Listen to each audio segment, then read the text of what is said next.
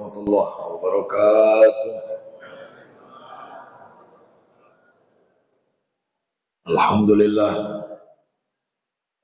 alhamdulillah rabbil alamin, wal aqibatu lil muttaqin, wala udwana illa 'alal zalimin. Asyhadu an la ilaha illallah wa la syarika lah, wa asyhadu anna Muhammadan abduhu wa rasuluhu la nabiyya ba'da. Allahumma salli ala sayyidina Muhammad wa ala ali sayyidina Muhammad. Amma ba'du, bapak-bapak dan ibu-ibu jamaah yang dimuliakan oleh Allah Subhanahu wa taala. Bersyukur kita kepada Allah dengan ucapan alhamdulillahirabbil alamin. Bersalawat kita kepada baginda Rasulullah sallallahu alaihi wasallam dengan ucapan Allahumma shalli ala sayyidina Muhammad wa ala ali sayyidina Muhammad. Bapak Ibu jamaah yang Allah muliakan, subuh ini kita dikasih tema yaitu The Power of Giving, atau dalam terjemahan bahasa Indonesianya kekuatan daripada sedekah. Saya akan mengutip beberapa hadis yang ada di dalam kitab At-Targhib wa Tarhib yang ditulis oleh Al-Imam Al-Hafiz Abu Muhammad Zaqiyuddin Abdul Azim bin Abdul Qawi Al-Munziri. Beliau meninggal tahun 656 Hijriah, lahir pada tahun 581 Hijriah. Berarti hidup di abad ke-5 akhir dan meninggal di awal abad ke-6 Hijriah. Yang pertama, wa an Anas bin Malik radhiyallahu anhu qala qala Rasulullah sallallahu alaihi wasallam. Dari Anas bin Malik, sahabat Rasul sekaligus yang pernah menjadi pembantunya Rasulullah sallallahu alaihi wasallam, di mana Rasulullah sallallahu alaihi wasallam bersabda, "Inna shadaqata, sesungguhnya sedekah, kekuatan sedekah itu Bapak Ibu, la tutfi'u ghadab rabbih." Yang pertama, dia mampu memadamkan kemarahan Allah, wa tadfa'u mitatassu, dan mampu menolakkan atau menghindarkan kita dari kematian yang buruk. Jadi dari hadis ini bisa kita ambil dua kesimpulan, bahwa kekuatan sedekah itu sebagaimana tema kita subuh ini, the power of giving, kekuatan daripada memberi atau menolong, bersedekah. Yang pertama kata Nabi, tutfi'u ghadab rabbi, sedekah itu mampu memadamkan atau kemudian menutupi kemarahan Allah Subhanahu wa taala. Jadi Allah itu sering marah kepada kita dengan kelakuan kita, dengan keburukan kita, dengan amal ibadah kita yang enggak sempurna, maka kemarahan Allah itu bisa ditutupi dengan kedermawanan yang kita lakukan. Jadi ghadab rabbi, ya kalau kita anggap musibah dan bencana ini adalah kemarahan Allah, teguran dari Allah, maka kita sebagai warga Pekanbaru lebih dermawanlah lagi. Kepada siapa kita dermawan? Ya, kepada orang tua, ya kepada tetangga-tetangga dekat kita. Bahkan termasuk yang sering saya kritik itu adalah banyak orang sanggup berangkat umroh dalam 1 tahun, bisa dia berangkat 2 kali. Ini bagian kritik saya terhadap, mohon maaf, tersinggung tidak tersinggung, tapi saya sampaikan. Kritikan saya terhadap orang-orang kaya yang merasa umroh setiap tahun itu sebagai kebanggaan. Saya ingatkan, tetangga kanan kiri kita kalau masih banyak yang susah, lalu kemudian kita lebih suka umroh daripada membantu tetangga, bisa jadi umroh kita itu tertolak. Gara-gara apa? Gara-gara banyak orang yang sebelah kanan dan kiri kita belum, bahkan sering merasakan kelaparan daripada mereka mendapatkan rasa kenyang. Kalau umroh itu yang menikmati kita, ya kan? Yang naik pesawat kita, yang beli air zam-zam kita, yang beli korma kita, yang bisa ziarah ke Uhud kita, yang mondar-mandir umroh kita. Tapi andai kata itu kita bantu kepada tetangga kita yang tidak mampu, tetangga kita yang mungkin kehidupannya miskin, anaknya yang tidak mampu sekolah, lalu kemudian kehidupannya yang kadang-kadang makan, kadang-kadang tidak, wah itu tentu jauh lebih dahsyat. Umroh itu Bapak Ibu yang disunahkan sekali, ya kan? Ada nggak hadis Nabi yang menyebut umroh itu berkali-kali? Karena umroh ini lumayan besar loh. Tapi ada orang Masya Allah, bahkan ada yang setahun itu 3 kali. Bingung dia menghabiskan uangnya entah kemana. Maka dengan bangganya dia cerita kepada saya, Ustaz, saya habiskan uang saya berangkat umroh saya setahun ini 3 kali. Dalam hati saya, ngapain? Saya sebenarnya Pak mau nanya, tetangga Bapak ada yang miskin nggak? Kalau ada yang miskin, mending bantu sama yang miskin tuh. Tetangga Bapak ada anaknya yang putus sekolah nggak? Ada. Mending Bapak kasih sama yang putus sekolah tuh. Jauh lebih besar manfaatnya ketimbang kita hanya sekedar berangkat umroh. Tapi kalau toh kalau adik kita, ya kan, anaknya udah bisa sekolah semua, atau kemudian keluarga kita semuanya selamat, is okay lah. Ini terseok-seok. Aku payah Ustaz kalau mau bantu itu, karena aku agak sebel. Loh, Bapak Ibu yang Allah muliakan, itu persoalan kita. Sedekah ini nengok-nengok. Kita tengok wajahnya, kayaknya nggak layak gitu. Kalau mau nengok wajah lah, wajah kita ini nggak layak dikasih rezeki oleh Allah. Cuma Allah itu maha kasih, maha sayang. Betul kan? Bismillahirrahmanirrahim. Kalau kita Pak mau jujur terhadap dosa kita, amal ibadah kita, kayaknya nggak layak kita ini hidup di atas dunia lama-lama. Cobalah pikir-pikir. Rezeki yang Allah kasih sama kita berlimpah-limpah. Ibadah kita berkurang-kurang. Sholat kita khusyuk jarang. Bacaan Quran kita terhitung jari. Kalau kita mau nengok-nengok wajah, untunglah Allah ngasih rezeki itu nggak nengok-nengok wajah Pak. Kalau nengok-nengok wajah, mungkin pejabat semuanya meninggal mendadak baru siap dilantik. Syukurnya tidak. Allah itu maha pengasih, maha penyayang. Rezeki diberikan kepada siapapun. Yang rajin sholat, banyak nggak yang kaya? Ini udah pada sahur belum ini jamaah ini?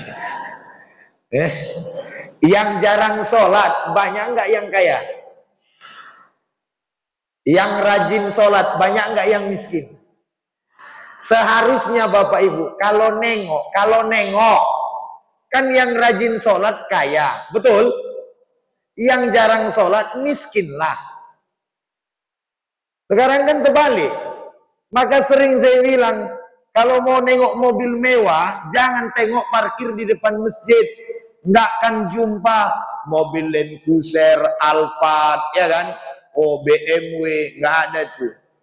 Kijang Peta di depan masjid tuh. Astrea Grand masjid. Kalau nengok sendal mahal, sepatu mahal, jangan tengok di masjid, nggak bakalan jumpa, ya kan? Sendal-sendal mahal, Pledio dan lain sebagainya, bata, ada di masjid. Yang parkir di masjid itu swallow.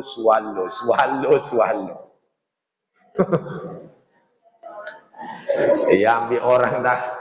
Karena memang yang datang rata-rata yang mohon maaf ekonomi menengah ke bawah.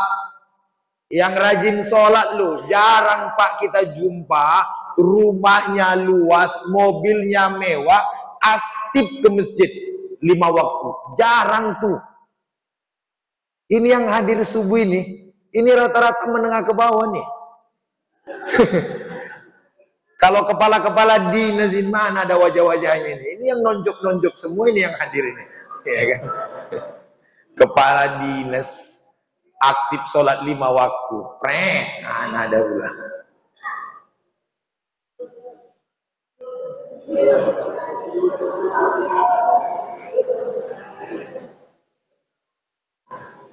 Itu makanya yang saya bilang tadi. Makanya Bapak Ibu nggak usah bangga terhadap umroh atau haji setiap tahun. Udahlah, berbagi aja. Loh, jalan kita menuju surga bukan hanya sekedar umroh loh. Apalagi tadi dengan kondisional tadi itu. Keadaan kanan dan kiri kita penuh dengan kesusahan. Tapi kalau sedekah berulang-ulang kali, tiap pagi sedekah, tiap pagi sedekah, tiap pagi sedekah, pagi sedekah, siang sedekah, malam sedekah, menjelang subuh sedekah, dianjurkan. Tapi kalau tiap hari kita berangkat umroh, nggak dianjurkan. Kalau sedekah, dianjurkan. Tiap detik pun Bapak Ibu mau sedekah, silahkan. Bahkan mohon maaf, sedekah sama orang kaya pun masih diperbolehkan dalam agama. Cuma jangan sering-sering.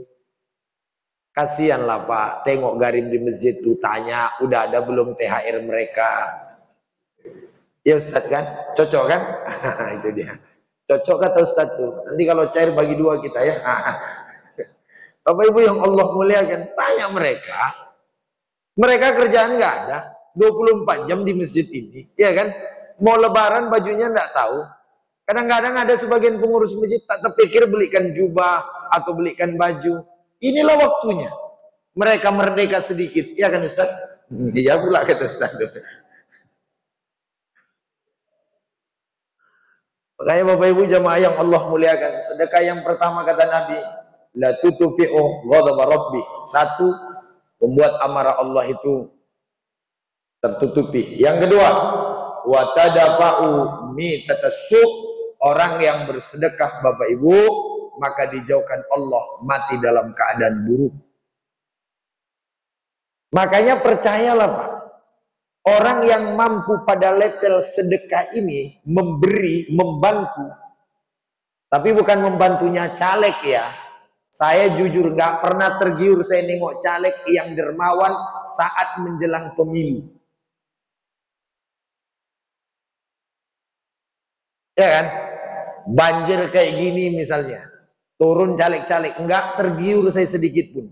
Saya anggap biasa-biasa aja tuh.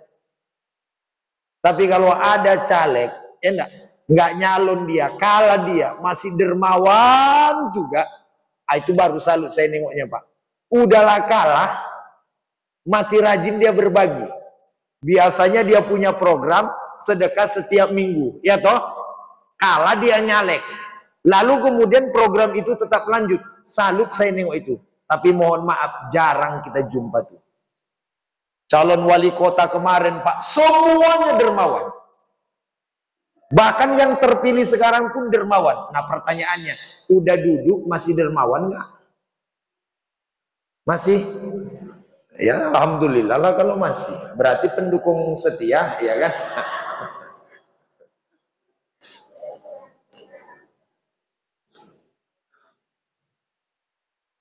Emang kalau udah cinta itu Bapak Ibu, rumusnya kayak gitu. Salah pun tetap kita bela. Ah, begitu dia. Bapak Ibu jamaah yang Allah muliakan, makanya tadi saya ingatin. Ada dua tuh. Mudah-mudahan kita bisa mendapatkannya. Pertama, orang yang bersedekah, ghadaba rabbi, atau kemudian tutupi ghadaba rabbi, kita amarah Allah ditutupi dengan itu. Yang kemudian yang kedua adalah wa tadafa'u mitatassu, Allah hindarkan kita dari kematian yang buruk. Naudzubillah, summa naudzubillah min dzalik. Di hadis yang lain, innallaha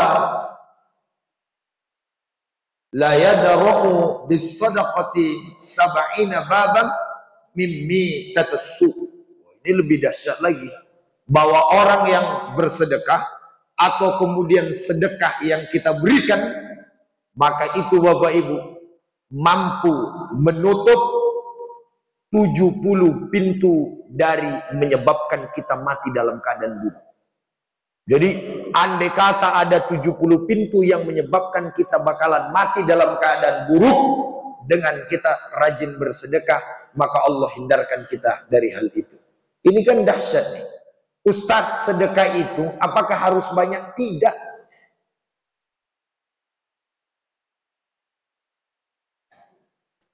Dan apakah memang harus ikhlas waktu kita sedekah itu? Ya kalau belum bisa ikhlas, samalah kayak sholat. Jangan nunggu khusyuk baru sholat. Takkan khusyuk sampai hari kiamat. Saya mondok dari tahun 2003. Tamat SD langsung sekolah pesantren. Nggak pernah saya Bapak Ibu sekolah umum. Nah, masuk kuliah S1, S2, S3, ngambil jurusan semuanya agama. Bapak Ibu yang Allah muliakan, sampai sekarang kadang-kadang saya sholat khusyuk, kadang-kadang enggak. Tergantung situasi. Kalau imamnya terlalu panjang baca ayat, kadang-kadang enggak khusyuk saya. Tapi kalau tadi insya Allah agak khusyuk saya, karena enggak lama kali ku tengok. Ya, itu dia. Coba Ibu bayangkan, kita sholat subuh. Saya tadi malam balik dari Taluk Kuantan jam 3. Belum tidur sampai sekarang. Lalu kemudian imam kita ini tadi sok paten dibantainya surah Yasin. Apa nggak garuk-garuk kepala saya di belakang, ya kan? Protes nggak bisa. Untunglah dibaca beliau, cuma ya alhamdulillah lah. Pokoknya pertahankan kayak gitu. Ibu jamaah yang Allah muliakan. Jadi memang orang yang bersedekah ini banyak sekali mendapatkan apa namanya, pintu-pintu kebaikan yang bakalan Allah berikan kepada kita. Bapak Ibu jamaah yang Allah muliakan, saya lanjut. Berarti udah 3 ya. 1 ghadaba rabbi, yang kedua tadafa'u mitatassu, yang ketiga sab'ina babam min maitatassu. Udah 3 kekuatan daripada sedekah. Yang nomor 4, saya ini ngutip dari kitab ini aja ya Bapak Ibu ya. Jadi saya kutip, saya pretelin sebagian yang memang perlu kita sampaikan tentang kekuatan sedekah itu sendiri. Yang nomor 4, keistimewaan sedekah ini banyak. Maka ini pun kita tak tahu sampai berapa. Pokoknya waktu saya cuma 7 menit lagi kita tutup. Dah, sesuai dengan kultum subuh 30 menit. Ah, jadi ya. Dan ini alhamdulillah masjid yang paling baik se-Kota Pekanbaru. Kultum subuh dibatasi cuma 30 menit. Iya. Biasanya di tempat lain kultum subuh itu tak ada pembatasnya kecuali berbunyi, dan lama kali berbunyinya. Awak dah capek ceramah, minum tak ada, iya kan? Ini paling mantap nih. Ini pun perlu dipertahankan. Kalau bisa 20 menit aja. Jadi nomor 4. Wa an Uqbah bin Amir radhiyallahu anhu qala sami'tu Rasulullah sallallahu alaihi wasallam yaqul kullu imri'in fi zilli sadaqatihi hatta yuqada bainan nas. Setiap sedekah, ya kan, kullu imri'in, setiap orang yang nanti atau hidup di atas dunia mereka rajin bersedekah, fi zilli sadaqatihi, nanti mereka bakalan di bawah naungan sedekahnya hatta yuqada bainan nas, sampai diadili manusia. Oh, keistimewaan yang keempat bagi orang yang sedekah, maka nanti di akhirat sedekah kita itu akan menjadi tempat kita bernaung dan berteduh. Kan cakep tuh Pak. Berarti sedekah ini Pak ibarat tabungan kita. Kan sebagaimana kita baca di dalam kitab Riyadhus Shalihin yang ditulis oleh Syekh An-Nawawi, bukan Syekh Nawawi tapi Al-Imam An-Nawawi, yang juga meninggal pada abad ke-6 menjelang abad ke-7 Hijriah. Itu Bapak Ibu yang Allah muliakan, matahari itu yang memang sejengkal dari atas kepala kita. Lalu siapa mereka yang selamat?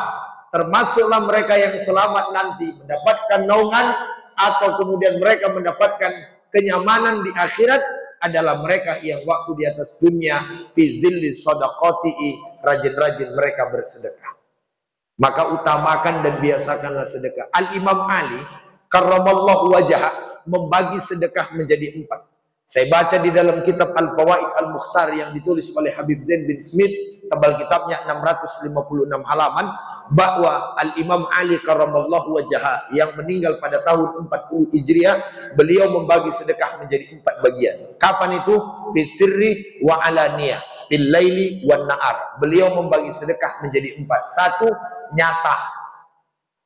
Beliau kalau sedekah terang-terangan Pak, di depan orang ramai beliau sedekah. Yang kedua, wa alaniyah.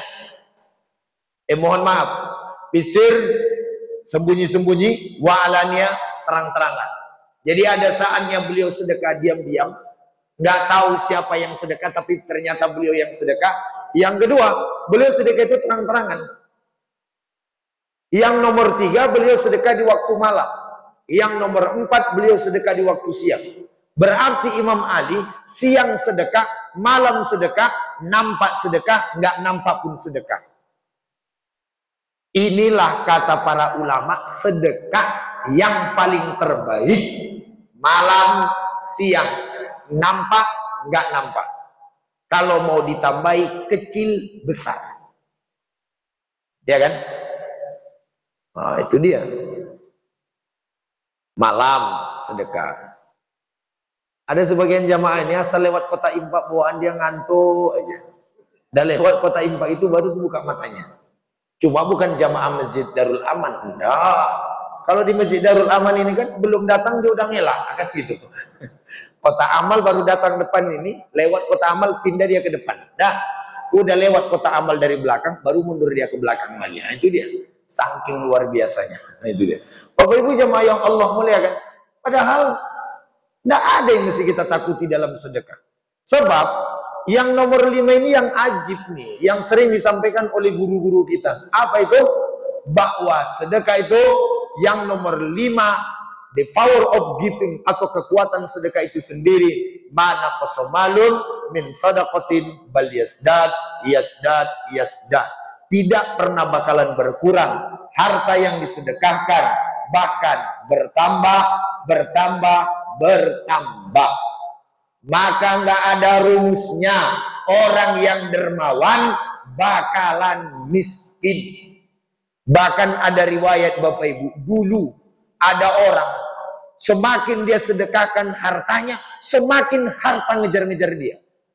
Jadi rencana dia kayak gini, karena dia merasa kaya, maka dia punya niat, aku nggak mau nanti di akhirat saya malah dipertanyakan terhadap harta saya ini.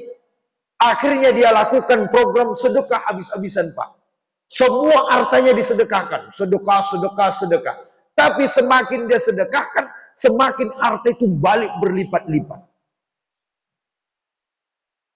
Rupanya kenapa rezeki kita ini kadang-kadang maju, kadang-kadang mundur, karena kita sedekahnya juga mungkin maju mundur, Pak. Iya, serius Bapak Ibu. Dan kita ini laki-laki, Pak, tahu nggak sedekah paling terbaik itu? Memberikan uang belanja berlebih kepada istri. Cocok ibu-ibu? Wow, dengarkan itu, Pak.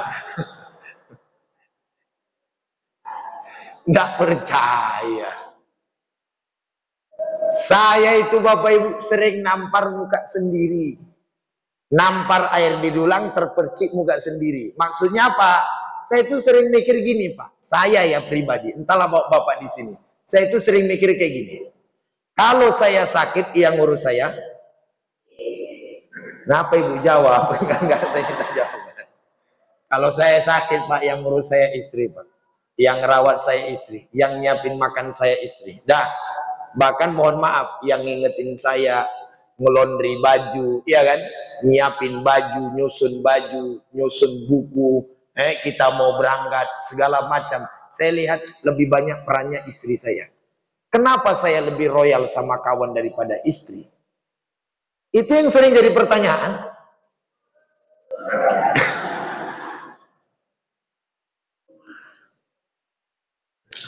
Dah, demikian sajalah ceramah kita subuh ini. Enggak, ini serius, Pak. Coba saya itu sering protes sama bapak-bapak, kawan-kawan.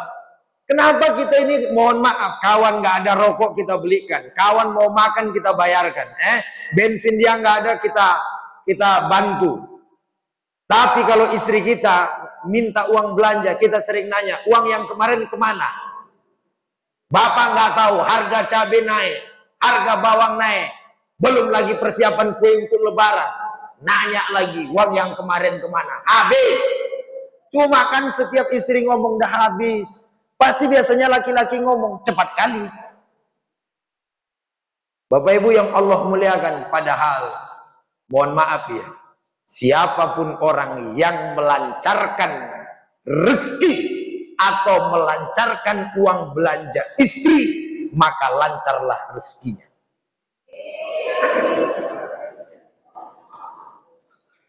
Berat rasanya nyampaikan ini, tapi inilah fakta, Pak. Serius. Cuma saya punya istri, Pak, istimewa, Pak. Saya udah berapa kali saya tes. Saya bawa istri saya ke mall, saya bawa istri saya ke tempat belanja, saya bilang begini, ambillah apa yang mau kau ambil, nanti saya yang bayar. Alhamdulillah, istri saya orang yang nggak royal. Saya bilang ambil tas yang harga 1 juta, diambilnya harga 100.000. Yes, dalam hati saya. Itu pula istri saya, Pak. Kalau istri bapak saya tengok beda. Awak minta harga 100, diambilnya harga 2 juta. Makanya sering pulang dari mana gitu ya kan, bawaannya udah meriang aja gitu, pengeluaran tak sesuai dengan harapan. Nah itu dia. Bapak Ibu jamaah yang dimuliakan oleh Allah Subhanahu wa taala, dan itu memang nyata, Pak, real. Guru-guru saya dulu ngomong sering kayak gitu, Pak. Kalau memang pingin, ya memang harus berikan saja. Yang penting dengan catatan di mana batasnya dia merasa nyaman dan puas, berikan. Karena mohon maaf Bapak Ibu yang Allah muliakan, bahkan kata Nabi, setiap 1 biji beras pun atau makanan yang kemudian dimakan oleh istri kita, ia sodako, itu adalah sedekah sebagai kita seorang laki-laki. Jadi sedekah yang paling gampang, ya udah kasih aja uang belanja, nggak usah tanya-tanya kenapa cepat habis. Kalau habis, Pak, cari lagi. Memang tugas kita mencari uang, ya kan? Cocok, Pak. Ku tengok udah berubah wajah bapak-bapak ya kan? Salah dengar ceramah pagi ini gitu. Karena memang kullu mri'in fi zilli sadaqatihi hatta yuqda bainan nas, bahwa setiap orang nanti akan dibawa sedekahnya pada hari kiamat. Dan mudah-mudahan Bapak Ibu jamaah yang Allah muliakan, ya kita semua bisa mendapatkan itu. Yang terakhir sebelum kita tutup, as-shadaqatu tasuddu sab'ina baban min su'. Sedekah itu mampu menutup 70 pintu dari keburukan. Dahsyat kan? Seharusnya, Pak, kita kena timpa 70 keburukan, tapi dengan sedekah maka Allah selamatkan kita. Dan ini perlu saya sampaikan, walaupun pejabat nggak ada yang dengar. Siapa saja pejabat yang ketangkap korupsi karena bagi-baginya kurang, pelit sama masyarakat, dia hanya untuk memperkaya dirinya sendiri, makanya ketangkep tuh, Pak. Makanya mohon maaf, kayak kemarin ada PJ wali kota sama sekdako, kenal saya itu. Saya banyak kenal sama pejabat Bapak Ibu. Saya tahu kok. Dan pernah saya tes itu, nggak usah saya sebut namanya siapa. Saya tes, saya minta bantuan untuk pesantren, nggak dikasihnya, ketangkap dia. Alhamdulillah, saya bilang. Saya udah sering saya jumpai pejabat yang kalau saya pernah jumpa dengan pejabat gini ngomong, di depan orang ramai dia ngomong, nanti Ustadz nih kita bantu, kata dia, tapi sepersen pun nggak ada dibantunya. Aku diam aja. Cuma kan Allah Maha tahu, betul nggak? Allah Maha tahu kamu pelit, hati-hati, KPK. Maka ini mohon maaf, pejabat-pejabat yang pelit siap-siap aja ditangkap KPK. Apalagi pelit sama Ustadz, nah, itu yang paling penting sekali. Walaupun agak sedikit monopoli, ya kan? Nah, itulah. Karena memang jujur Bapak Ibu, sedekah ini bisa menutup. Nabi yang bilang, bukan Ustadz. Kalau saya yang bilang mungkin Bapak Ibu nggak percaya. Nabi yang menyampaikan, bahkan Niha di jilid 2 halaman 35, baris ke 9, bahwa Rasulullah SAW yang menyampaikan, as-shadaqatu tasuddu sab'ina baban minasuk, bahwa sedekah itu mampu menutup 70 pintu dari keburukan yang akan menimpa kita. Dapat anak yang nakal, ya mungkin karena kita orang tua pelit. Tetangga yang nggak baik, mungkin karena kita pelit. Apalagi di kantor kita nggak disukai orang, karena pelit. Apalagi keburukan yang mungkin kita ditimpakan, gampang kena sakit, ya mungkin karena kita pelit, Bapak Ibu. Kok saya gampang migrain, Ustadz ya? Karena pelit. Saya kok gampang kena pilek, Ustadz, kena gremis sedikit aja pilek, pelit. Udah berapa kali Ibu bikin es doger nggak pernah Ibu antar ke masjid, bayangkan itu. Apa salahnya imam di masjid diantarkan es doger, diantarkan kolak pisang, supaya jangan mentret jamaahnya, antar ke masjid. Tasuddu, Allah tutup sama kita 70 pintu, Pak. Banyak loh 70 itu. Tapi kalau kita melakukan itu rutin, apalagi dengan gayanya Imam Ali, siang malam, nampak tidak nampak, sedikit atau banyak, maka insya Allah Bapak Ibu, Allah akan jauhkan dari kita 70 pintu daripada keburukan. Apa aja keburukannya. Maka pesan saya kepada saya pribadi pun, ayo mudah-mudahan kita biasakan bersedekah. Mudah-mudahan sedekah-sedekah yang kemudian selama ini tinggal kita tingkatkan lagi. Saya tahu dan paham bahwa Bapak Ibu adalah insya Allah adalah orang-orang yang dermawan. Cuma tambahannya adalah lebih ditingkatkan lagi. Kalau kemarin sedekah cuma 20.000, sekarang tambah lagi, tambah lagi, tambah lagi. Insya Allah Allah akan berikan kepada kita kemudahan. Saya sebenarnya Bapak Ibu, kalau nggak dibatasi waktu, saya mau cerita tentang real kekuatan daripada sedekah itu. Tapi secara garis besar saya sampaikan kepada Bapak Ibu, saya alhamdulillah S3 saya sudah selesai dan nggak dibantu orang tua. Mulai saya S1, S2, S3. Pesantren yang saya bangun pun hampir selesai. Menurut saya, apa yang saya alami dalam hidup saya itu adalah kekuatan daripada sedekah, Pak. Real. Karena sedekah yang kita berikan, saya dari dulu Bapak Ibu punya rumus, bersedekah kita pasti Allah berikan yang lebih. Saya kalau sudah cerita sedekah pasti merinding. Maya dulu saya kuliah Bapak Ibu, waktu S1 dulu paling menderita. Bayar uang kuliah 800.000, Pak, tak mampu saya. Waktu itu saya punya uang 300.000. 300.000 itu saya sedekahkan semuanya. Kemana Ustaz sedekahkan? Ke masjid. Masjid mana? Masjid di mana saya jadi garim. Saya jadi garim di masjid itu. Ke masjid itulah saya sedekah 300.000. Apakah diberikan oleh Allah berlebih? Diberikan. Tapi janganlah nunggu susah baru sedekah kita. Sedekahlah kita waktu lapang, maka Allah pun akan memperlapang hidup kita.